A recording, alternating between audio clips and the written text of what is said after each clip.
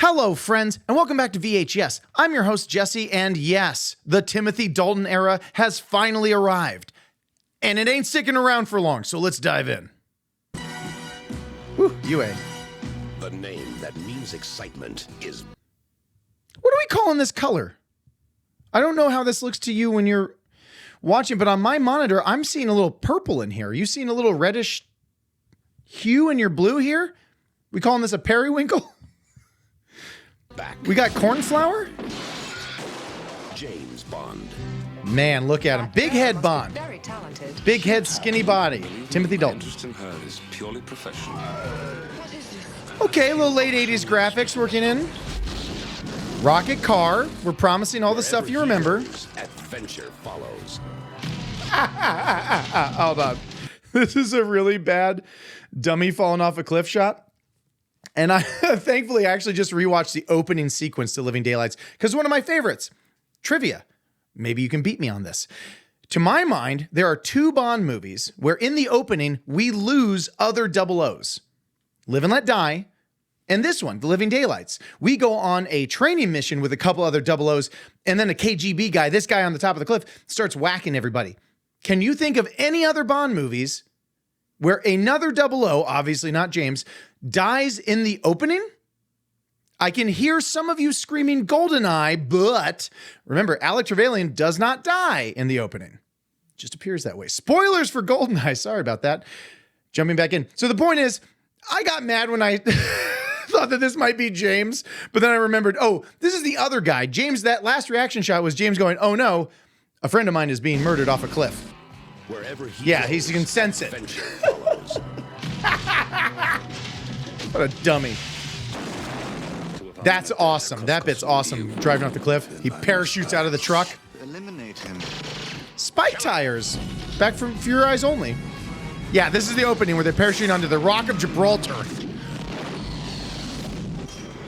You gotta give props where props are due for props. And the car, it had rockets in the beginning, but now they've added house. Car had rockets, now car has house on it. Incredible. You never see that coming. Roller coaster. We are skiing more than any other outdoor activity in these movies. That's got to be the fourth or fifth skiing sequence. He lives for danger. All right. Did you see that shot of the bridge? I don't remember this from the movie at all. That is so cool looking, though. It's like bridge over there. You know what this really looks You know what this looks like? It's like when you get an ad on your phone for a game and the ad has like a million dudes running across a bridge and a million things blowing up all at once. And for 1 second, you're like, $3.99. I'd like to blow up a lot of stuff. And then you look at the reviews and they're like, that doesn't actually happen in the game. But if the game actually looked like this, I'd get on board. That was awesome looking. $3.99. Blow up a bridge. He lives for the moment. Sorry to keep stuffing, but my man straight up. Does he just like hip fire a bazooka? For the moment. There's no way he knows where that's going. You're starting to see a lot of stuff that people are ripping off in Mission Impossible, Uncharted. Daylights out of her. James Bond. He said the thing. The Living Why did he Daylights. say the thing?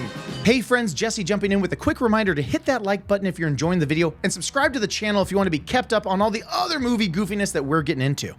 Now back to Bond.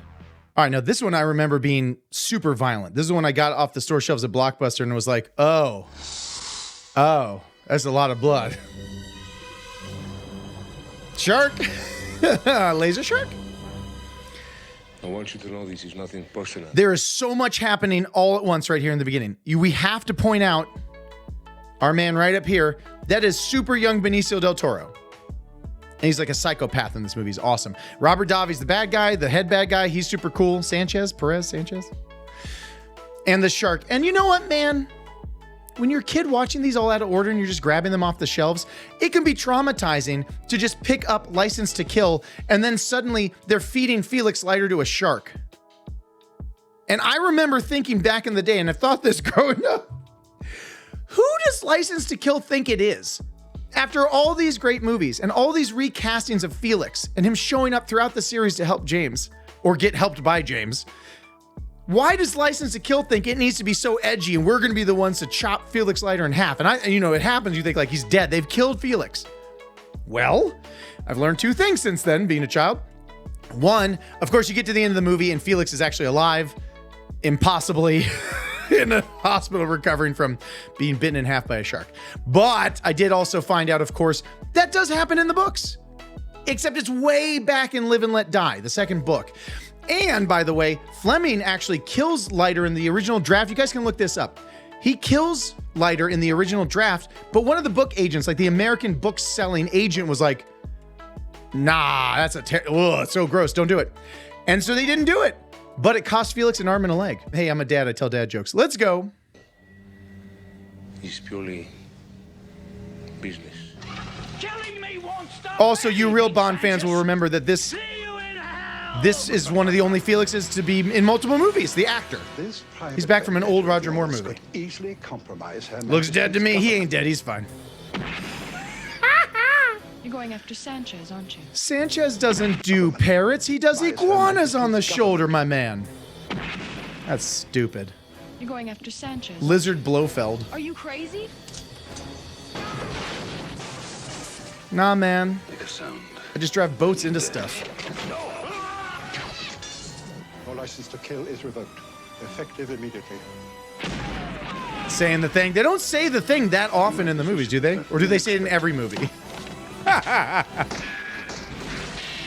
don't love the photography of these. This late 80s, early 90s stuff of just like smashing everyone in the frame and you don't really live in the space. I don't know. Let's go. I mean, we're leaning into it now, right? It's second movie. Let's just roll the action sequences with the theme. Like, what else do you do? This is where it ends. It starts to look too modern and like it's getting away from the Bond look a lot in these two movies. Maybe that's part of why it didn't last. I don't really know. Okay, cool stunt.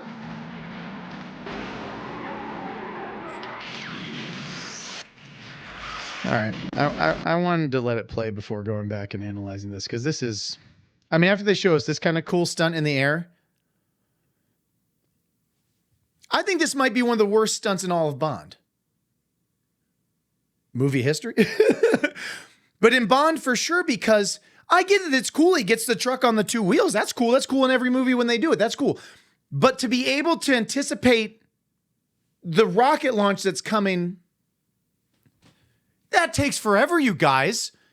You can't be like, oh, look at that. I'm just going to find this pile, get my things. And then the guy doesn't adjust his shot. This is terrible. It's just so implausible. It's cool looking, but so bad in its execution, you guys.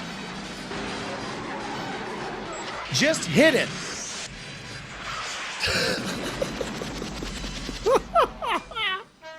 Wow.